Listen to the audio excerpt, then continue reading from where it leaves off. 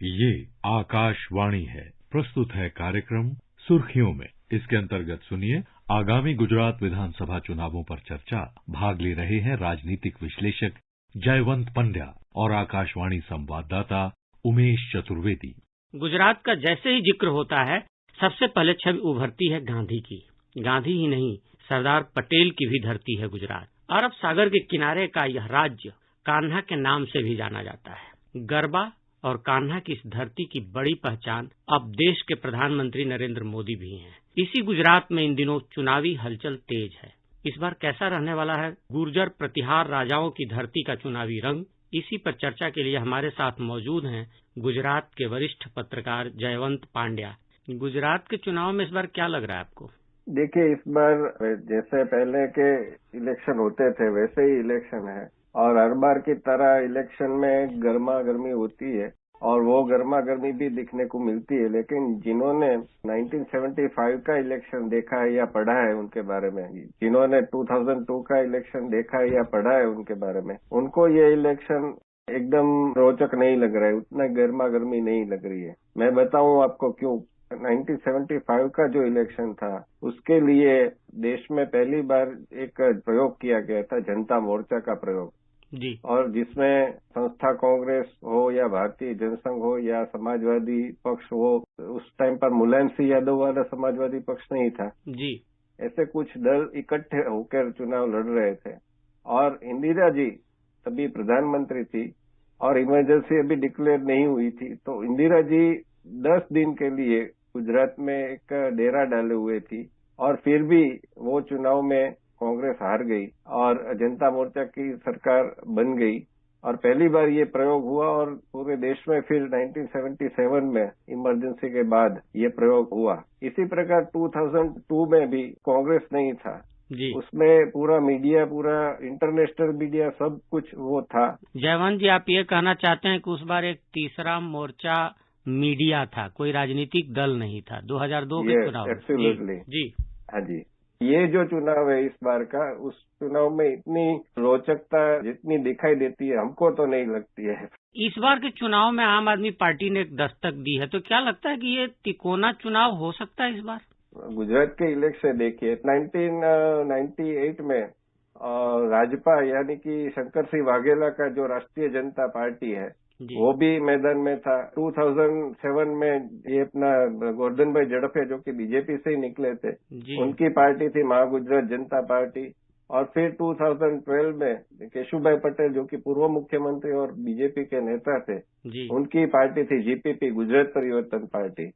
तो यहाँ पर त्रिकोणीय मुकाबला तो होता ही रहता है, इसमें कोई ये पहली बार हो रहा है ऐसी कोई नई बात नहीं है।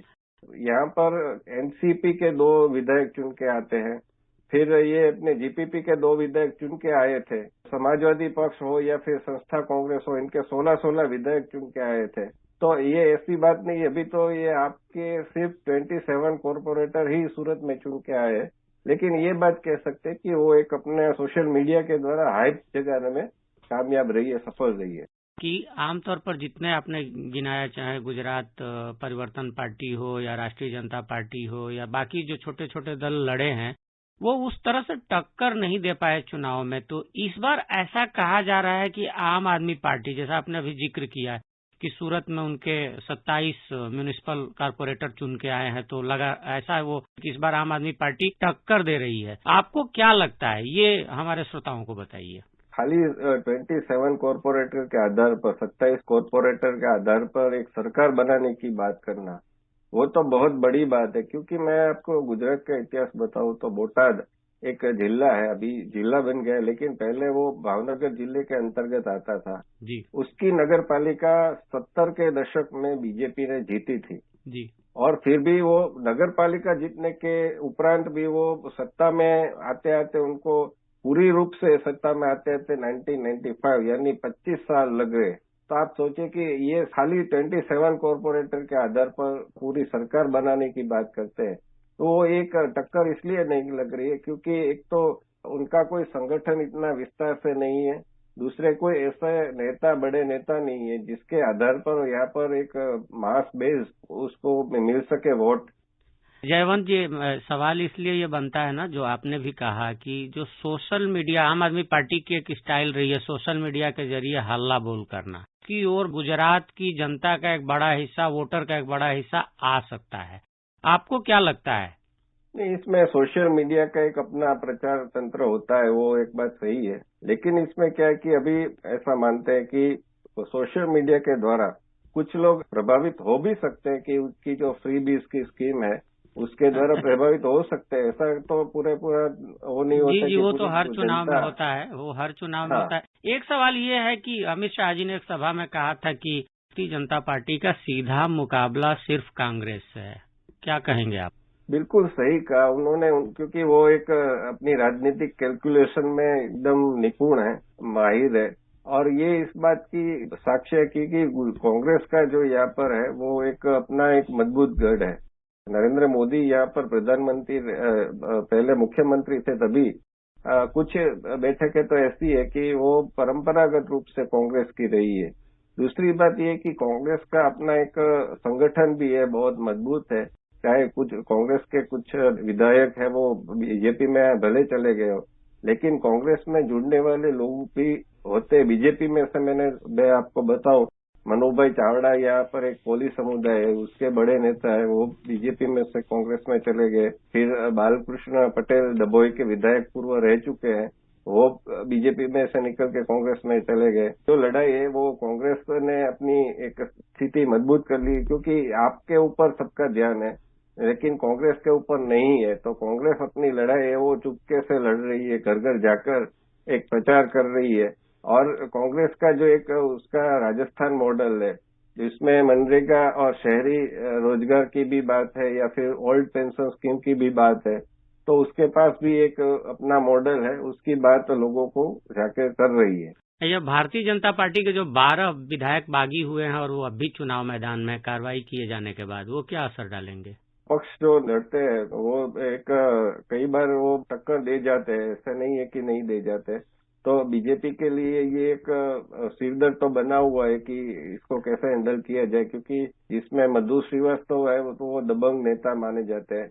उसका जो बोलना होता है एकदम बेबाक होता है। तो और वडोदरा में उनका एक ये अपना दबदबा है कि वो चुन के आते ही है, अपक्ष भी चुन के आए, बीजेपी में से भी चुन के आए।